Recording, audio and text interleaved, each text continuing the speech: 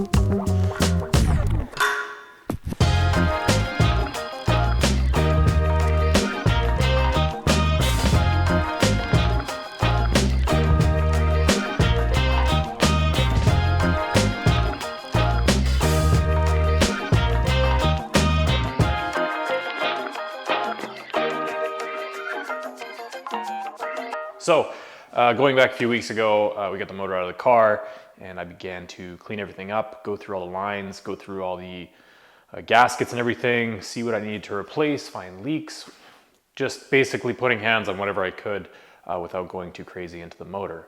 I ended up taking the valve cover off and inspecting the valve train. I only looked at one side because it was so immaculate and nice that I didn't even bother opening up the other side. There's no point.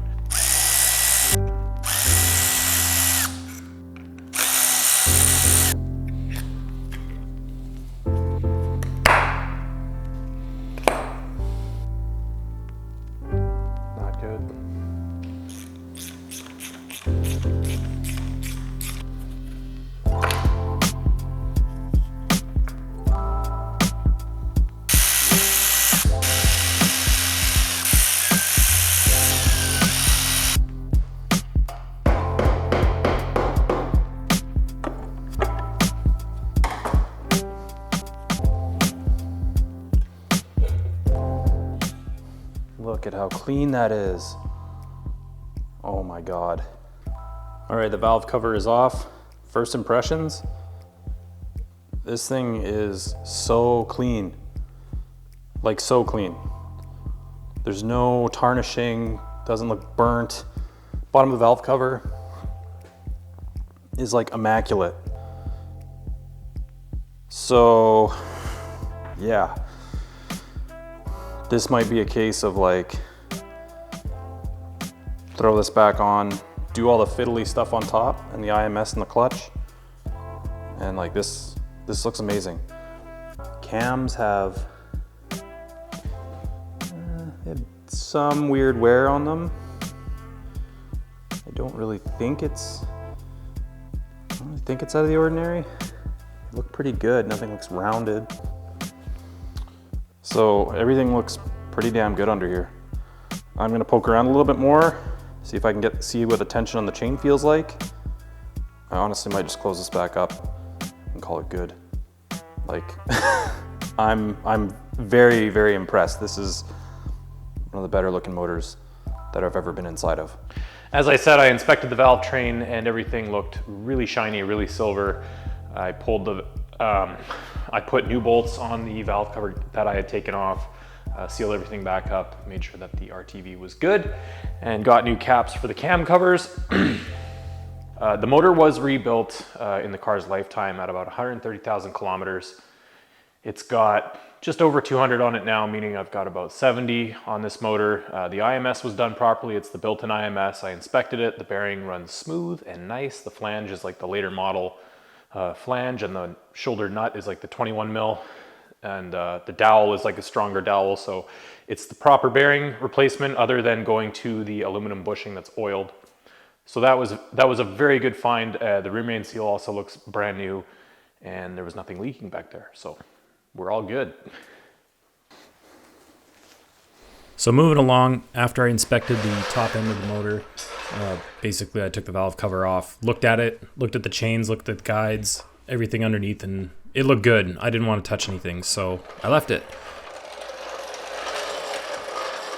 Moving on to the next weekend, I decided I wanted to clean up the underside of the car and the transmission just to make everything a little bit more sanitary, putting it back together. Started by heave-hoeing the transmission on this table. No worry though, get trags are pretty light.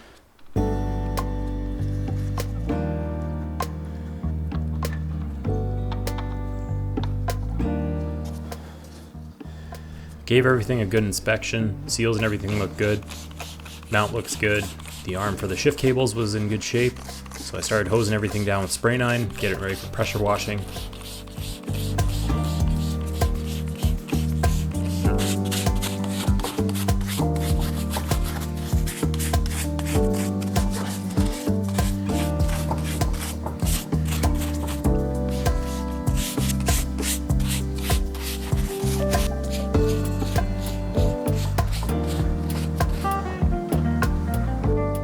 Trans was pretty grungy. It was coated in like burnt on coolant from the AOS leaking, oil from the AOS leaking, and I think it had a transmission leak at one point in its life. It looked like it had some sort of weird fluid on it and a little bit of corrosion, but hit it with the pressure washer and everything started flying off. Eventually hit it with some metal brightener and just kept working at it until I had a nice clean 6-speed.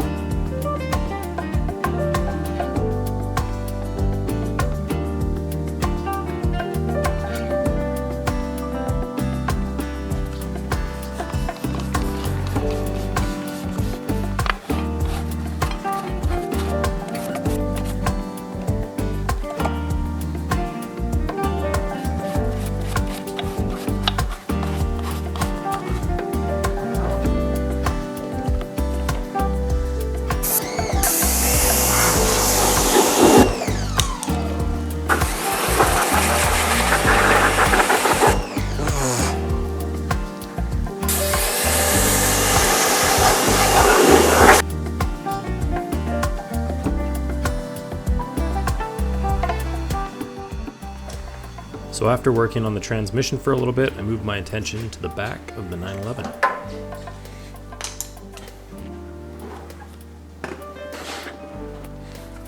Everything had a fairly hefty coating of oil and grit, and just all around it was pretty disgusting. So I busted out the Chemical Guys Orange Citrus Degreaser, which is kind of my go-to in the shop, and hosed everything down with it. As you can see, a lot of contamination dripping off.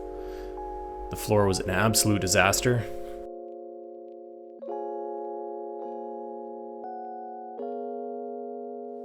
I let everything sit with a non-diluted coating of that, and then I gave it a pressure washing. As you can see, everything started just melting off, revealing a nice, clean chassis underneath.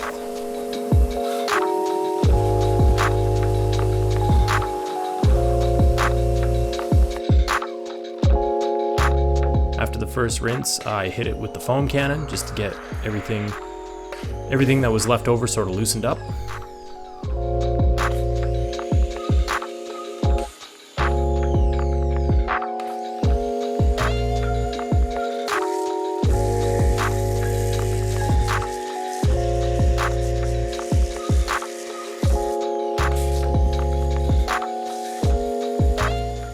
I have to say, if you're taking on a project similar to this and you have your motor out, do yourself a favor, get in there with the brushes and soap and water or foam can or whatever you got. Just give it a good detailing. So much better to work on. You'll thank yourself later.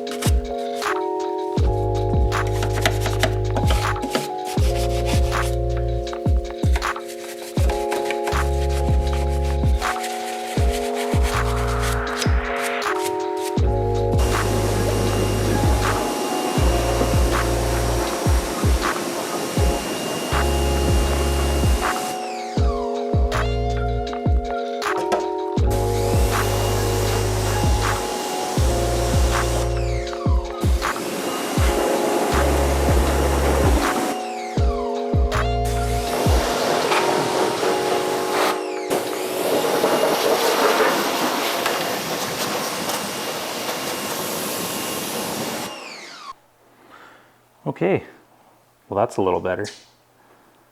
Yeah, that's pretty nice. Much better than the sconge pit it was before. So as you can see, the last few days have been all about sanitation. I've spent a little bit of time cleaning the transmission. Off camera, I cleaned all the braces and everything for underneath the car, and just been working away at getting everything like pretty sanitary to put back together. I don't want to put like dirty, disgusting parts back on the 996. So as you just saw, I went through and fully cleansed the bay and the trans tunnel and everything, so we're not dealing with grease and fighting visibility and stuff when it's time to go back in. So it's in April now. We're on April 2nd, so roughly 23 days to get this all done, which is totally doable. The motor getting in will not take very long. It's just a matter of getting everything together and putting it right over there. So I'm super happy. This has been really not as stressful as I thought it would. I'm very happy with what I've seen in the motor. The IMS is a built-in IMS, so you can actually remove it without taking the motor apart, but it is the proper upgrade with OEM parts. The next best thing going forward would be to get the IMS solution, which is a solid oiled aluminum bushing. So I did inspect it. Everything looks good. The flange isn't leaking. The rear main is good, and the motor seems pretty healthy. The only thing I could do from here is maybe bore scope it, which we can do when it's in the car. We can do it now. I don't really care to. It runs good.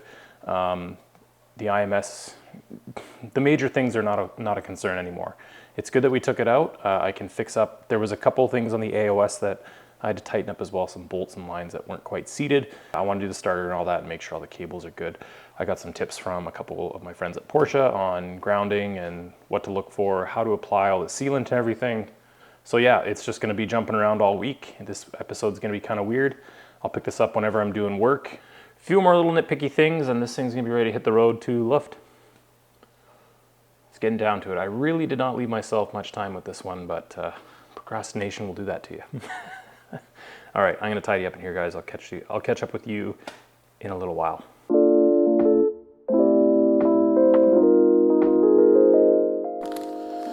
All right, so these are the bolts that go on the valve cover. As you can see, they got like that blue thread sealant stuff there. The cam caps are actually part of the valve cover on these cars. I don't know if I told you that before. If I did, I'll edit this out, but a quick lesson on these. There is a torque sequence with these valve covers because right here, you can see these are actually the cam caps. And you can see here, these are oil galleries to feed the back of the camshafts that come out. So when you RTV this, you have to do like a certain, it's like a 1 mil bead all the way around the entire thing. You have to go in here, you have to go on the inside of these oil galleries, as well as in here around where these bolts go through. You have to make sure it's all sealed up, and you can see in there, there's like an oil gallery in there as well. So it's very like intricate valve cover, and it does in fact bolt the cams into the cage onto the head. So it can't just be willy-nilly throw RTV on there, squish it down and call it good. It's actually, I believe the torque sequence is like,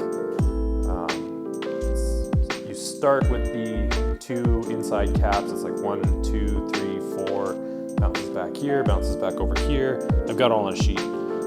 It's only like 10 foot-pounds of torque. It's not much, but it does have to be done in sequence. So once that's all torqued down and everything, tomorrow morning we come back and we throw in the oil pump bolts here, and then tap in the plugs for the front and the back of the cams. And yeah, this is like a whole bunch of me droning on about nothing, so I'm just gonna get to it and we're gonna get some work done.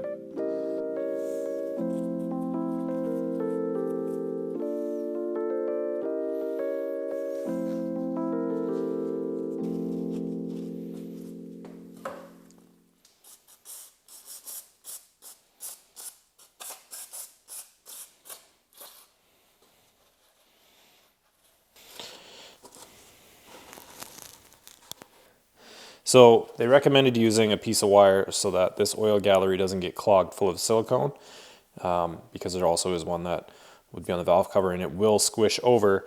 So you have the cam caps that you pop in once the valve cover is torqued, and then, you know, once everything's dry, you take, or sorry, before everything's dry, you take the wire and you just yank it out, and that stops any silicone from blocking the oil gallery. Anyway, that should do there, and then you can still pull it out. We should be okay.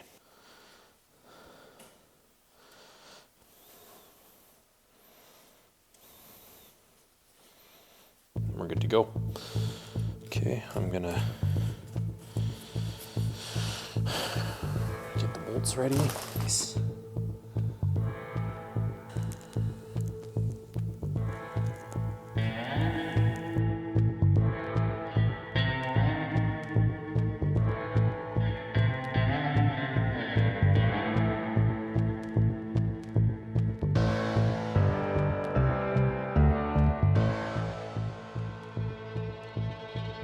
So I laid down a nice 1 millimeter bead all over the valve cover, around the bolt holes in the oil galleries that need to be sealed up.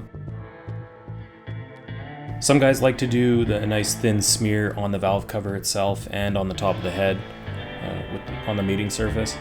I prefer to do just the 1 mil and give it the smush. Situated the valve cover in place, and I began torquing in sequence all the bolts to 10 foot-pounds of torque. Gotta love digital torque wrench.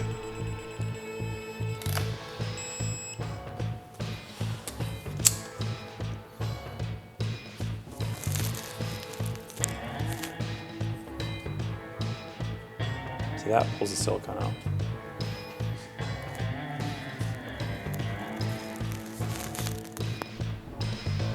And that's the valve cover resealed.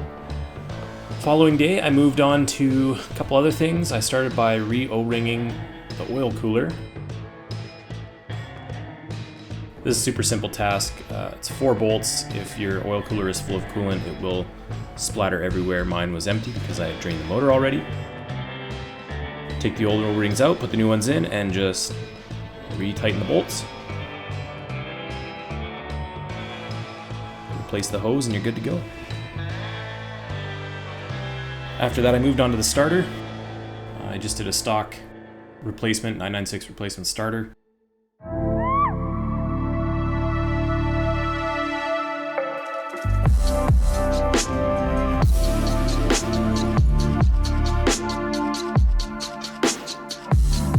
Got the stock starter out.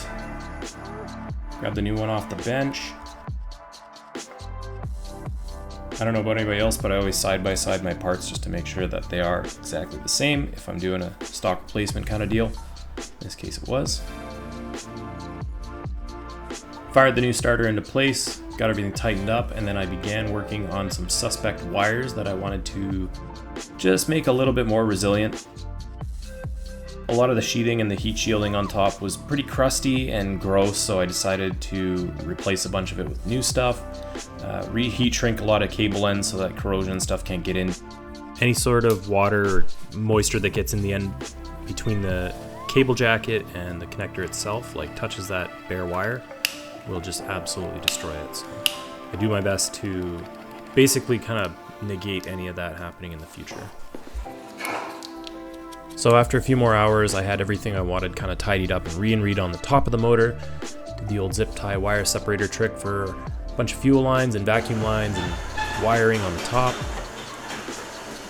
I then turned my attention to painting some parts. I wanted to match the motor plate and the coil pack covers with the silver that I got my exhaust done in. So I have a can of some header paint that matches it perfectly. So I heated up with a torch, rattle canned it, and it did the job. It actually turned out pretty good. The plate and the coil packs are one of my favorite parts of the whole thing, honestly. I think they turned out well. After that, basically I was out of parts and out of time, so I had to call it a weekend and didn't get back to it for a whole nother week. Hey guys, so it's been a few days since my last clip. The past week has been pretty crazy. Kind of bamboozled myself by going with ordering an alternator last week. It was Easter long weekend. They were unfortunately closed. Supplier that we ordered the parts from, my buddy Jamie, ordered it through Porsche. Suppliers were all closed for the long weekend, and that unfortunately hiatused me till what I thought would be Monday. Work has been absolutely nuts this week. I think I did about, I don't know, it's probably done about 120 hours in the last 10 days.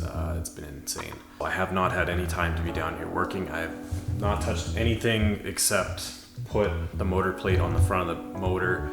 It looks great. The bolts all worked out. I ceramic coated everything, and I've got the coil pack covers on. Everything pretty much besides the alternator is ready on the motor. I'm gonna take the intake plenums out, clean them all up tomorrow. Basically, I'm ending this episode here, and I'm basically gonna be rolling into tomorrow for the next episode, where we are gonna spend 2 days down here, non-stop,